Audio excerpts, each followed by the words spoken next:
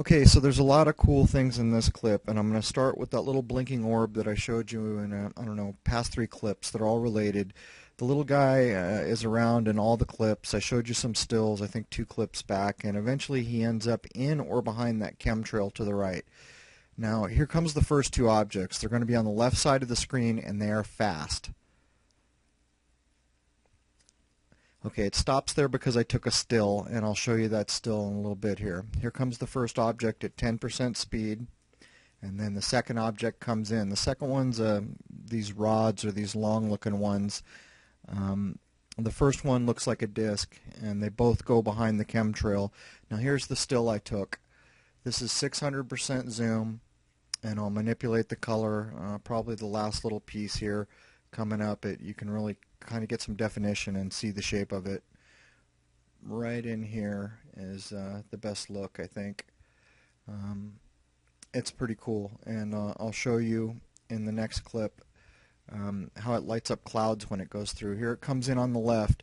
Now watch as it goes through things. You'll see above and below light up as it hits clouds, or wisps of clouds. As it goes into this one frame underneath it will light up. Watch this. Here it comes, right there. And it'll do it a couple more times as it travels towards the chemtrail on the right. You'll notice in here, right there, it lit up that cloud. It lit up that cloud. You might have to pause and rewind to see it. There's another one where it lit on the top. It lit all the way around right there. It comes up to the chemtrail and it goes behind the chemtrail.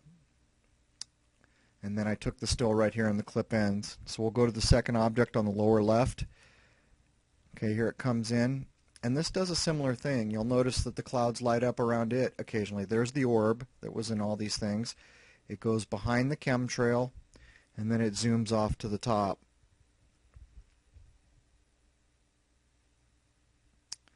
And here comes the next clip.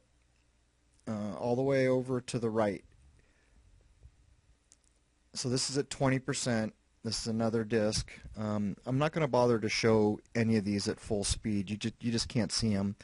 Now it goes behind that chemtrail and either through or is obscured by that chemtrail, and I'll give you a shot of it right here where I slow it way down. 5% speed. This first one, it goes behind the chemtrail. In this one you can see it through the chemtrail, so I don't know whether it's just behind it and it's see-through or it went through it. Who knows? And then here comes the last clean clip of this last object I just showed you, coming in on the right.